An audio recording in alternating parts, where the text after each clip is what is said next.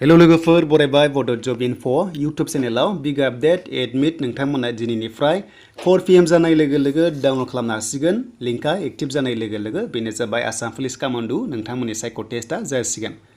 दा नोंथांमोना दिनैनिफ्राय एडमिट डाउनलड खालामनो हासिगोन बे एडमिट कार्ड पर्टेलाव आरो बेनो जाबाय कामान्डोआव दाखालि जायफ्रा PhD नोंथांमोना सर्टलिस्ट जादोंमोन बेयाव लिंकआ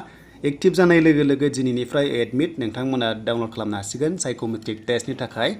आरो बे साइकोमेट्रिक टेस्टआ जागोन नोंथांमोना 15 जुननिफ्राय स्टार्ट जासिगोन आरो बेयाव मा लेंगुवेज लागोन बिनि सायाव डिटेल्स गैथ'आ नाथाय हिन्दी एसामिस नोंथांमोना रोंखानांगोन प्लास नोंथांमोना बर'बो मोननो हागौ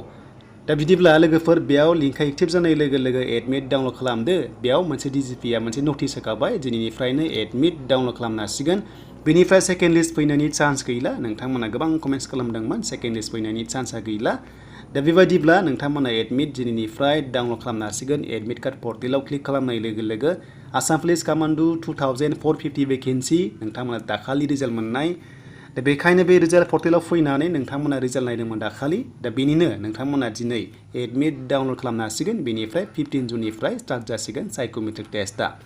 दा लोगोफोर भिडिअखौ हानायसेबां शेयार खालाम लाइक खालाम कमेन्ट्स खालाम आरो गोदानै फैदोंबा चेनेलाव नोंथांमोना साबस्क्राइब खालामना ला बेबादि लेटेस्ट आपडेट मोनो बड' जब इनफो अफिसियेल यूट्यूब चेनेलाव स' बेनिफ्राय एसआइनि काट अफ आरो लोगोसे ABUB आरो APR थ' नोंथांमोना 20 जुननि सिगां मोननायनि चान्सआ दङ मानोना गासिबो दायो प्रसेसआव दङथ' स' बेखायनो रिजाल्टआ फैनानै थाबैनो चान्सआ दङ थ' बेनिफ्राय लोगोफोर साइकोमेट्रिक टेस्टनि सायाव भिडिअ फैगासिनो दङ स' नोंथांमोना मोननैसो आपडेट मोनगोन साइक' टेस्टआव माबायदि टाइपनि सोंनाय जायो दा बेखौ नेथ'दो आं हानायसेबां नोंथांमोननो थाब खालामनो नाजागोन साइक' टेस्टनि थाखाय दा बेनि सोमोन्दै आरो लोगोफोर सेकेन्ड लिस्ट फैनायनि चान्सआ गैला मानोना बेवहाय जेब्ला एडमिट होखाबाय स' अब्ला नोंथांमोना दायो एडमिटल' डाउनलड खालामनांसिगौ 4 PM जानाय लोगो लोगो एसे लेटबो जानो हागौ लिंकआ एक्टिभ जानो बाट नोंथांमोना दिनै मोननाय जासिगोन बेनो जाबाय एडमिट कार्ड डाउनलड साइकोमेट्रिक टेस्टनि थाखाय आरो स्टार्ट जासिगोन 15 जुननिफ्राय